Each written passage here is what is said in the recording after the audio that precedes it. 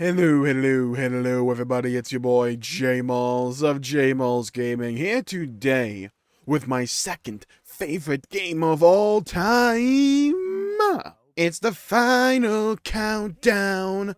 We got 2 games left, people. Let's talk about Xenoblade Chronicles 2. Funnily enough, before the channel, whenever I tried to talk Xenoblade with people, I always felt like I was the only person who liked Xenoblade 2. And I kept getting told how bad it was. And I just always shook my head and disagreed. People have different opinions and all that, but for me it was truly a special game. It was one of the first JRPGs I ever really finished, and it came out right as my gaming preferences completely changed. I went from someone who vastly preferred MMOs like RuneScape and World of Warcraft, and FPS games like Call of Duty and Halo, to someone who fell head over heels for RPGs, and JRPGs specifically. There were a few things that grabbed me with the game initially. The cloud scene made everything feel like a sky continent, and the game was so colorful that it just created this aesthetic that I associate with whimsical adventure.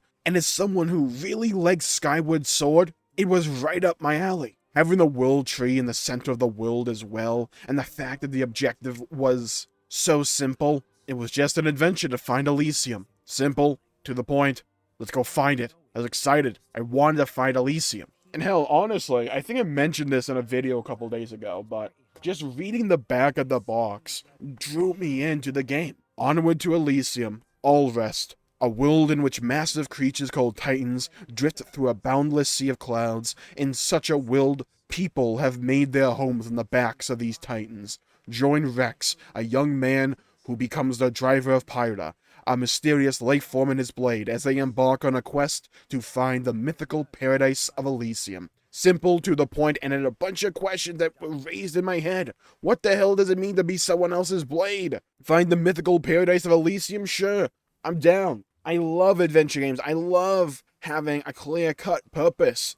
I love going on those kinds of journeys. And oftentimes, I find that the most fulfilling adventures, the ones that pique my curiosity the most, are the ones that have that simple and clear, predefined destination.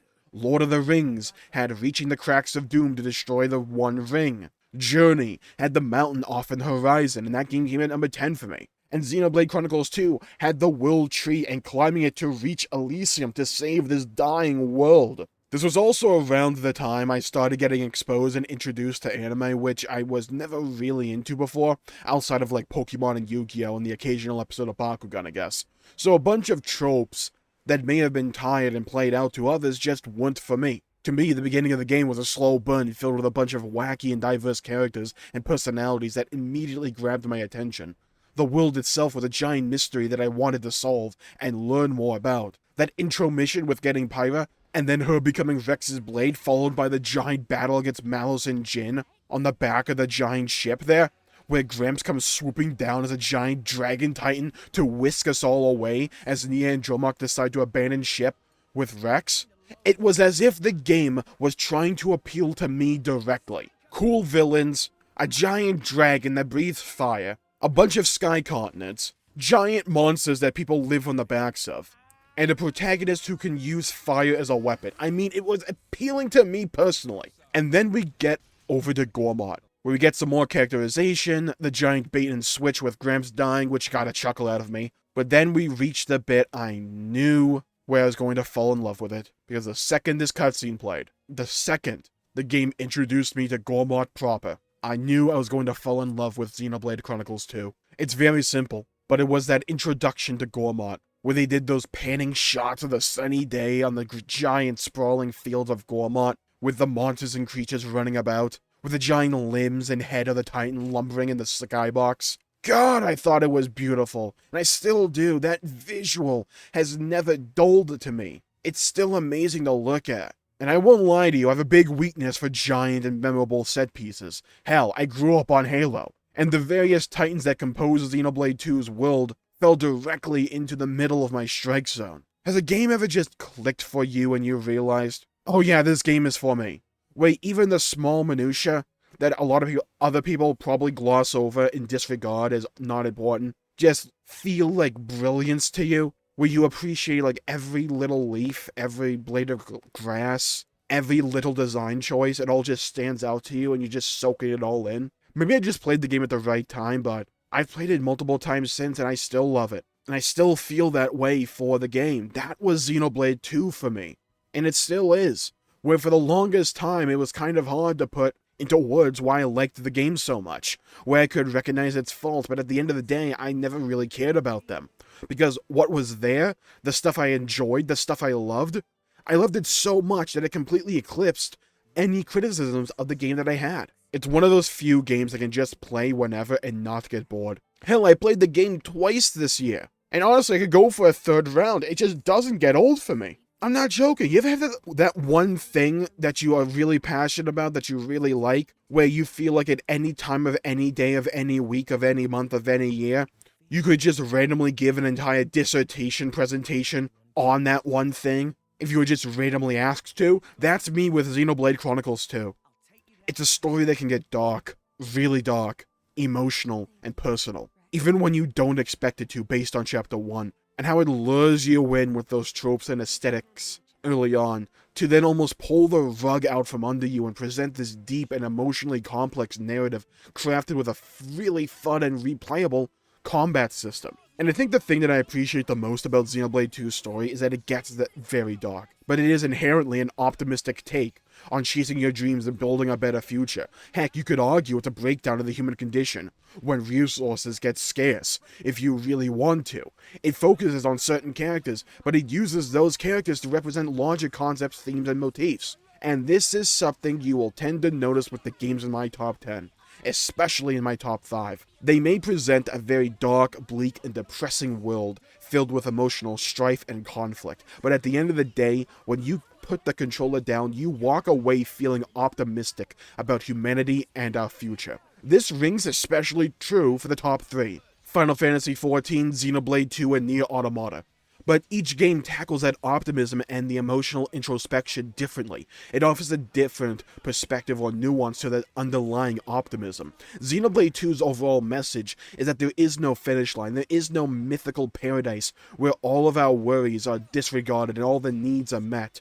You have to make the future you want by yourself, alongside the bonds you have forged, working together towards that common goal, towards that Elysium. Because Elysium is not a place. It's not a destination that you can reach. It's not a door that you can just open and then be there and stepping into the room. No, you have to build it yourself with your own 2 hands from the foundation up. And it can fall apart faster than you can build it. But that's why you have to try day in and day out. No matter how hard it can get, no matter how much reality and life just wants to bury your face into the mud, you have to be willing to stand back up on your own 2 feet and keep going forward, climbing that world tree, climbing towards your own Elysium that you build through your own compassion, your own determination, and through your willpower and the bonds you have forged. That collectiveness, how it takes many to build a kingdom, but even then, on the personal, individual level, you have to be willing to put the work in, and if you do, then great things can happen.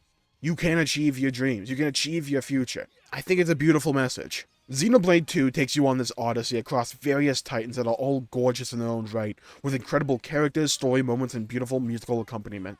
And I have great memories with the game, especially after this last playthrough of it that I did on stream. It's one thing to play a game that is one of your favorites of all time. It's another to play it with a bunch of people all sharing in a common love for the game. Memories like that are important. And when we get this high in my favorite games of all time, it's those personal experiences that can often edge out a spot or two. And every time I play or watch Xenoblade 2, I discover something new, theorize something new, notice something that I didn't before, or a bit of foreshadowing that I missed on my first go-around. You don't need it all for a first playthrough, because on the surface level, it still presents a compelling narrative, beginning, middle, and conclusion. It'll still give you that great journey, but if you peel back the layers and you go bit by bit, you stop to smell the roses, there's just so much more there.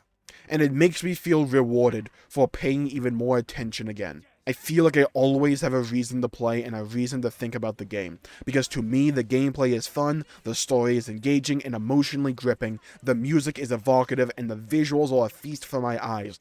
It appeals to everything that I want out of a video game. Story, gameplay, music, visuals, all of that matters to me. And Xenoblade 2 nails it on the head of the nail each time. I don't think a game needs to have a sad ending or be filled with character death to tell a compelling and emotionally provocative message or narrative. I don't believe that it needs to. Xenoblade 2 has those dark moments. It does. But it uses them when it's necessary for the story, when it's necessary to push a certain character forward, and when it makes sense, because the story events of Xenoblade 2 make sense. These characters feel real, and they did such a good job of writing them and developing them, making them feel natural. Despite how fantastical and imaginative this world is, and the set pieces, and the mechanics of this world, it makes sense. The conflicts in this game make sense. And the game does such a good job of showing, not necessarily telling. Where it knows when it needs to shut up. Where it just needs to show the facial expressions of these characters for you to get the point, the message across. All I need to say is Tantal, and anyone who's played this game will understand exactly what scene I'm talking about. The one in the room. You know the scene. And the ending. The post-credit scene. All of that. They understand when they need to use dialogue.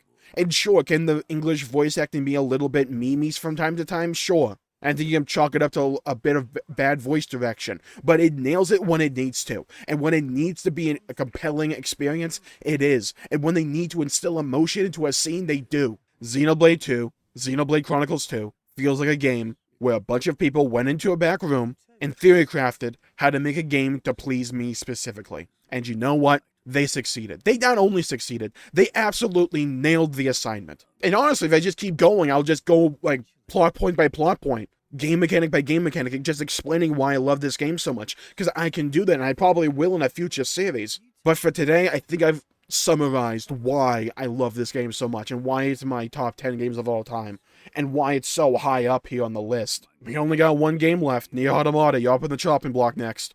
Yeah? Tune in next week to find out why Nier Automata is my favorite game of all time. But today, leave a comment down below with your favorite memory of Xenoblade Chronicles 2. To me, it was probably watching the ending for the very first time. And then watching all those reaction videos to the ending, watching people emotionally break down to it. And then getting to the ending on stream as well, in a replay through. And everyone breaking down in my chat.